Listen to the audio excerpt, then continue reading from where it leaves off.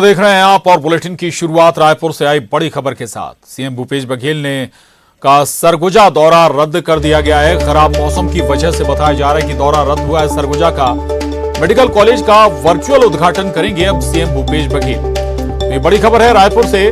मुख्यमंत्री भूपेश बघेल सरगुजा दौरे पर जाने वाले थे, लेकिन खराब मौसम की वजह से बताया जा रहा है कि दौरा रद्द हो गया है और अब मेडिकल कॉलेज का वर्चुअली उद्घाटन करेंगे मुख्यमंत्री भूपेश बघेल। दरअसल मौसम विभाग ने भी पहले ही अलर्ट किया था खराब मौसम के मद्देनजर, और अब मौसम खराब होने की वजह से मुख्यमंत्री भूपेश बघेल का सरगुजा दौरा रद्द हो गया है।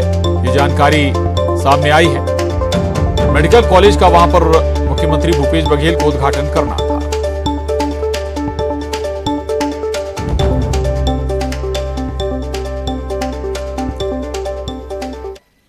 और रायपुर से बड़ी खबर, पीएम के मंच पर छत्तीसगढ़ में अतारी की तस्वीर पर मुख्यमंत्री भूपेश बघेल का बड़ा बयान आया है। उन्होंने कहा कि मेरी नकल कर रहे हैं बीजेपी वाले। अब बीजेपी वाले छत्तीसगढ़ी हल्बी, गोंडी, सरगुजिहा में भी बोलेंगे अभी वोट जो बटोरना है। तो मुख्यमंत्री भूपेश बघेल ने कल हुई प्रधानमंत्री नरेंद्र मोदी की रैली पर बड़ा बयान दिया। और इतना ही नहीं, छत्तीसगढ़ में अतारी की तस्वीर मंच पर लगाई गई थी, उस पर भी मुख्यमंत्री भूपेश बघेल ने कटाक्ष किया है।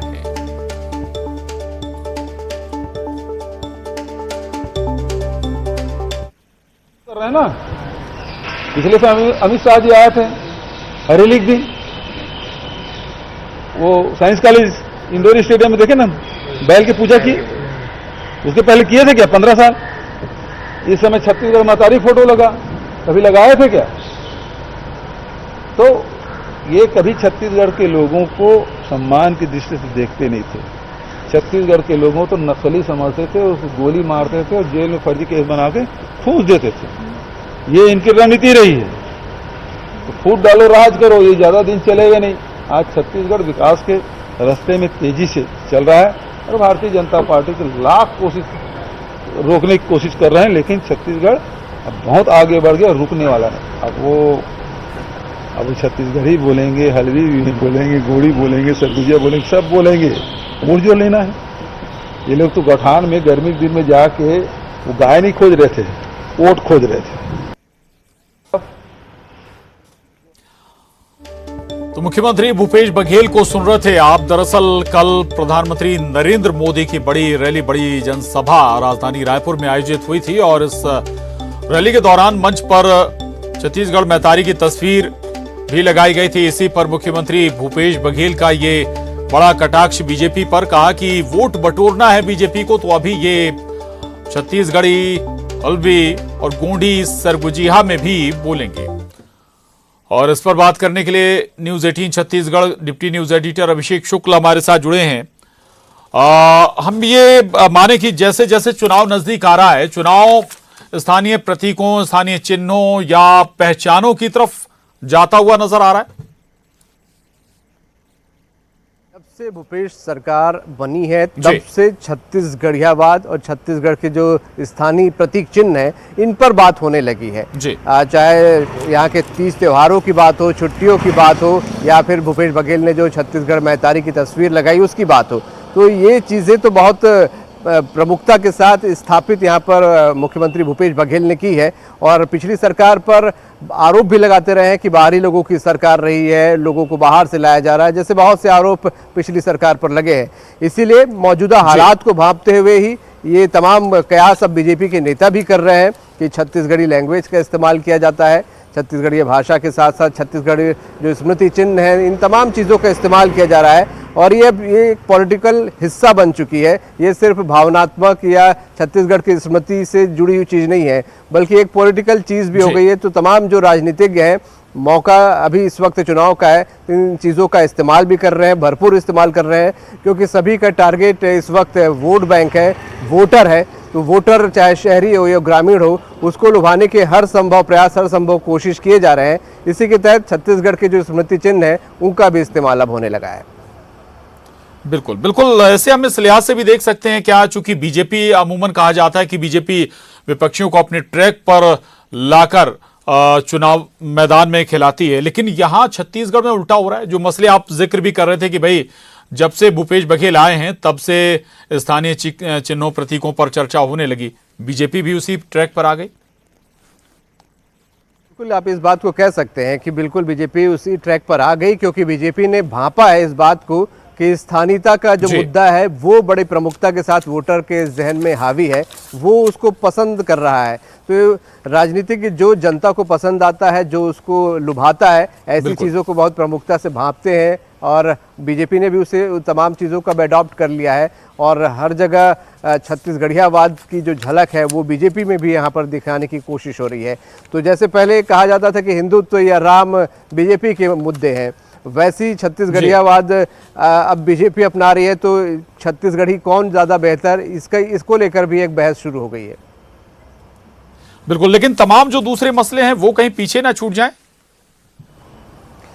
देखिए राजनीतिज्ञ है और विकास की बात जो आप कर रहे हैं प्रशांत, अक्सर जब बयान का दौर चलता है तो विकास की बात तो बहुत वाकई में पीछे छूट जाती है, विकास की बात कहीं साइड हो जाती है। जब आरोप चलते हैं तो उसका जो प्रत्यारोप आते हैं वो भी कुछ इसी प्रकार के सुर्खियां बटोरने वाले बयान होते हैं। तो ये खतरा तो हमेशा बना रहता है कि विकास की बात छूट जाती है जब सिर्फ बयान और आरोप प्रत्यारोप का दौर चालू हो जाता है। तो ये खतरा हमेशा बना रहता है और जुबानी जंग में सिर्फ जुबान और नारे और बड़ी बड़ी बातें ही यहाँ पर रह जाती हैं। जी बिल्कुल, प्रधानमंत्री मोदी ने कई केंद्रीय योजनाओं का जिक्र किया, उन पर कोई चर्चा हो रही है आम लोगों के बीच? बाद में थे वहाँ पर बीजेपी कार्यकर्ता थे, क्योंकि प्रधानमंत्री बीजेपी के सबसे बड़े चेहरे हैं। तो ये चर्चा में तो निश्चित तौर पे है, क्योंकि प्रधानमंत्री ने जब बहुत सारे आरोप केंद्र सरकार के जो कामों को लेकर राज्य सरकार पर लगाए कि राज्य सरकार अड़ंगा डाल रही है या केंद्र ही विकास कर सकता है छत्तीसगढ़ का, तो ये बातें सुर्खियाँ दिन भर बटोरती रही। कल आज भी यहाँ पर प्रधानमंत्री की बातों की चर्चा है। मुख्यमंत्री ने जैसे ही प्रधानमंत्री गए और आज भी पलटवार किया है मुख्यमंत्री ने प्रधानमंत्री के आरोपों पर। केंद्रीय योजनाओं को लेकर उन्होंने जवाब दिया है। किसान और धान खरीदी को लेकर भी मुख्यमंत्री ने तत्काल कल भी जवाब दिया था।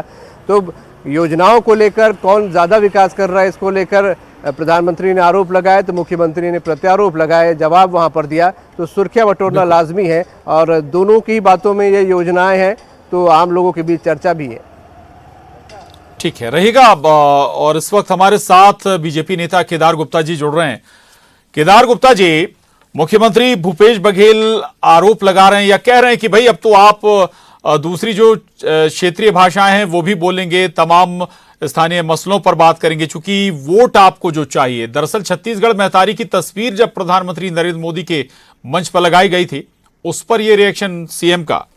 केदार गुप्ता जी, मुझे बहुत अच्छे से याद है कि जब माननीय नरेंद्र मोदी जी 2009 में आए थे तो मैं उनके साथ था कार्यक्रमों में, जब आम सभा में गए थे। कोरबा में आम सभा थी और उसमें उन्होंने कहा था जय जोहार, तो वो उस समय से छत्तीसगढ़ को प्रेम कर रहे हैं।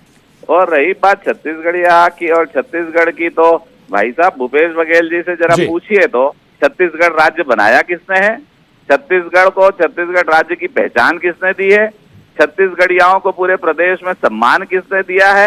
अरे भाई बोलने से कुछ थोड़ी होता है। आप गेड़ी चढ़ गए तो छत्तीसगढ़िया हो गए क्या, वो बोहरा खेल लिए तो हो गए। और प्रधानमंत्री आवास योजना, आयुष्मान योजना, ये सारी नरेंद्र मोदी जी दे रहे हैं। 96 लाख टन धान छत्तीसगढ़ के किसानों का नरेंद्र मोदी जी ने खरीदा। कल मंच से कहा 22,000 करोड़ रुपया छत्तीसगढ़ के किसानों को प्रधानमंत्री जी ने दिया है। और छत्तीसगढ़ का निर्माण माननीय भूपेश बघेल जी बहुत पुराने नेता है, वरिष्ठ नेता है छत्तीसगढ़ के। 1990 में भी तो मंत्री हुआ करते थे, अब छत्तीसगढ़ क्यों नहीं बनाया। छत्तीसगढ़ अगर किसी ने बनाया, छत्तीसगढ़िया को सम्मान दिया, छत्तीसगढ़ प्रदेश की स्थापना की, तो वो भारतीय जनता पार्टी के सपूत अटल बिहारी वाजपेयी है। और भाजपा हमेशा छत्तीसगढ़ की संस्कृति के साथ चलने वाली पार्टी है। केदार गुप्ता जी रहिएगा। अजय साहू जी हमारे साथ जुड़े हैं कांग्रेस से। अजय साहू जी, सुन रहे होंगे आप केदार गुप्ता जी की बातों को। वो कह रहे हैं भाई आज आप छत्तीसगढ़ी की बात कर रहे हैं, छत्तीसगढ़ की पहचान की बात कर रहे हैं, ये पहचान तो बीजेपी ने दी। देखिए छत्तीसगढ़ 2000 में बना, 2003 में भारतीय जनता पार्टी की सरकार बनी और 15 वर्षों तक इनकी सरकार रही। इन 15 वर्षों में इन्होंने छत्तीसगढ़िया लोगों के लिए, छत्तीसगढ़ी लोक परंपरा संस्कृति के लिए क्या किया।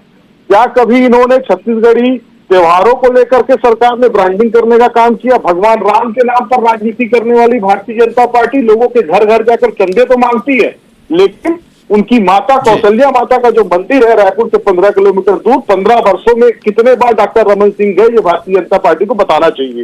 एक भी सिंगल उदाहरण नहीं है कि भारतीय जनता पार्टी का कोई नेता वहां गया हो। मोहन भागवत जी यहाँ आते हैं, हम उन्हें आमंत्रित करते हैं कि जाइए और देखिए कि 4 वर्ष में कांग्रेस पार्टी की सरकार ने भूपेश बघेल जी के नेतृत्व में किस तरीके से वहां पर जीर्णोद्धार किया, वो जाकर के देखते हैं और सराहना करते हैं। गौवंश की रक्षा के लिए ये बड़ी बड़ी बात करते हैं, लेकिन इन्होंने कुछ नहीं किया। ये तो वोट ढूंढने निकलते हैं। माननीय प्रधानमंत्री जी 4.5 पौने 5 साल बाद छत्तीसगढ़ आए थे। उन्होंने पहली बार यहाँ पर प्रभु राम के ननिहाल का नाम लिया। उन्होंने वो कौशल्या माता का नाम लेना उन्होंने मुनासिब नहीं समझा। वो छत्तीसगढ़ी में पहली बार बोले। ठीक है, और चले और हम जो कह रहे हैं, ठीक है, ये आरोप प्रत्यारोप अभी दौर जारी रहेंगे अभी जी कुछ महीने तक, जब तक ये इलेक्शन नहीं हो जाते हैं। शुक्रिया अजय साहू जी, केदार गुप्ता जी और News 18 Chhattisgarh deputy news editor Abhishek Shukla हमारे साथ है। आपका भी बहुत धन्यवाद। आगे बढ़ेंगे और अब खबर बिलासपुर से है, जहां बड़ी खबर है। 3 मंजिला इमारत गिरने का यह मामला है। पीड़ित परिवार को 5-5 लाख रुपए का मुआवजा दिया जाएगा। ठेकेदार संघ ने पीड़ित परिवार को मुआवजा दिया है। नगर निगम 5 सदस्यीय टीम गठित कर मामले की जांच करेगी। इमारत के सामने नाली निर्माण के लिए गड्ढा खोदा गया था। मकान मालिक का आरोप है कि नाली निर्माण की वजह से इमारत धराशायी हो गई, गिर गई। ये तस्वीरें हादसे के बाद की। दरअसल एक पूरी इमारत धराशायी हो गई बिलासपुर, है ना। यहाँ पे सीवरेज का जो काम चल रहा है, ये नाली का 6-6 फीट का गड्ढा होना चाहिए। इन लोगों ने 20-20 फीट का गड्ढा करके रखा है, तो कैसे नहीं होगा नुकसान। वहाँ पे खम्भे को बचाने के लिए कर लिए, घर को बचाने के लिए उन्होंने कुछ नहीं किया। ये सब नगर निगम क्या जो नाली काम चल रहा है उनकी गलती, और उनका भरपाई यही करेंगे इस घर का। देखिए, ये पुराना खुदा हुआ है आदरणीय अमर अग्रवाल जी के समय में, और ऊपर से ऐसे ढक दिया गया है कि कहीं दिखता नहीं। तो निश्चित रूप से भारतीय जनता पार्टी ने बिलासपुर को खोदापुर बना दिया है, और हम लोग उसको ठीक करने का काम कर रहे हैं। बहुत कुछ ठीक किए हैं, लेकिन ऐसे जगहों को जो ऊपर से ढक दिया गया है, नीचे क्या है पता नहीं चल रहा है, इसलिए इस तरह की दुर्घटनाएं हुई हैं। हम प्रयास करेंगे कि आगे इस तरह की दुर्घटनाएं ना हो।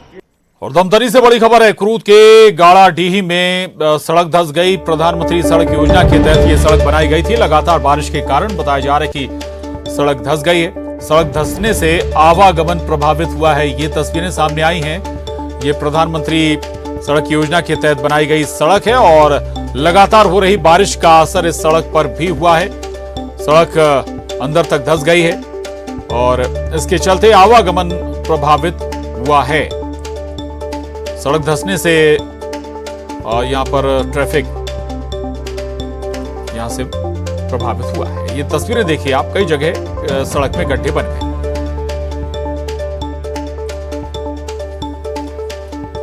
और गरियाबंद से बड़ी खबर है। निकट में तेज रफ्तार जा गिरी। हादसे में बाल बाल बची है ड्राइवर की जान। तो बड़ी खबर है गरियाबंद से, जहां एक कार हादसे का शिकार हो गई। निकट में जा गिरी है तेज रफ्तार कार। ये तस्वीरें देखिए आप हादसे के बाद की, और जो ड्राइवर है उसकी जान बाल बाल बची है। यदि खतरनाक हादसा पेश आया है निकट में, ये कार जा समाई। हालांकि अच्छी बात यही कि ड्राइवर की जान सुरक्षित बच गई है। ड्राइवर सुरक्षित बाहर निकल आया है इस हादसे के बाद भी।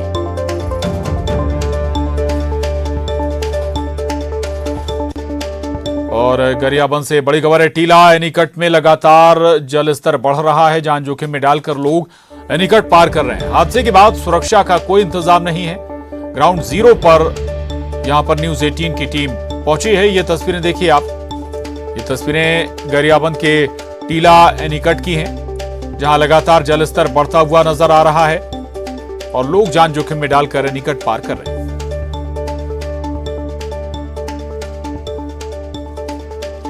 और ग्राउंड जीरो पर पहुंची न्यूज 18 की टीम। इस वक्त हम टीला एनीकट में हैं, और लगातार बारिश होने की वजह से देखें कि किस तरह टीला एनीकट में जल स्तर बढ़ा हुआ है। और इसी टीला एनीकट में कार गिरी हुई थी। हालांकि चालक की बाल बाल जान बच गई। और ये टीला एनीकट को देखिए कि किस तरह यहाँ पर भरा हुआ है, उसके बाद भी लोग आना जाना कर रहे हैं। कहीं ना कहीं लापरवाही बरता जा रहा है। और एक तरफ ये भी देखा जा सकता है कि हादसे के बाद न दोनों तरफ पुलिस है और ना ही दोनों तरफ सुरक्षा की कोई व्यवस्था की गई है, और लोग ऐसे इस नदी को पार कर रहे हैं, इस एनीकट को पार कर रहे हैं। और यहाँ आप देखिए एक तस्वीर, यहाँ कुछ बच्चे मौजूद हैं और पानी की रफ्तार आप देख सकते हैं, तेज रफ्तार बहाव यहाँ पर है। अगर बच्चे संपर्क में आते हैं तो एक बड़ा हादसा हो सकता है। वो उधर देखिए, वो देखिए कि मोटरसाइकिल किस तरह आ रहे हैं। अगर थोड़ी सी भी चूक होती है, थोड़ी सी भी लापरवाही होती है तो सीधा वो नीचे गिर सकते हैं। एक बड़ा हादसा यहाँ पर हो सकता है।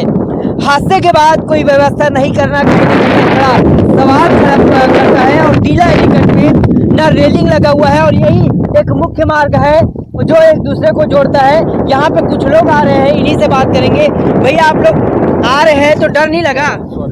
देखिए बात ही कर रहे हैं। और देखिए लगातार जो लोग हैं यहाँ से आवागमन अभी भी चालू है। और पानी की आप देखिए कहाँ पर आ गया है, और ये पानी बेहद ही करीब आ गया है। और अगर कोई गिरता है तो बड़ा हादसा यहाँ पर हो सकता है। टीला एनीकट में दोनों तरफ जो है लोगों का आना जाना चालू है। और अभी अभी एक कार इस एनीकट में दिया हुआ था जिसे बाहर निकाल लिया गया है। हादसे के बाद इस एनीकट में कोई भी सुरक्षा के इंतजाम नहीं होने से कई सवाल खड़े हो रहे हैं।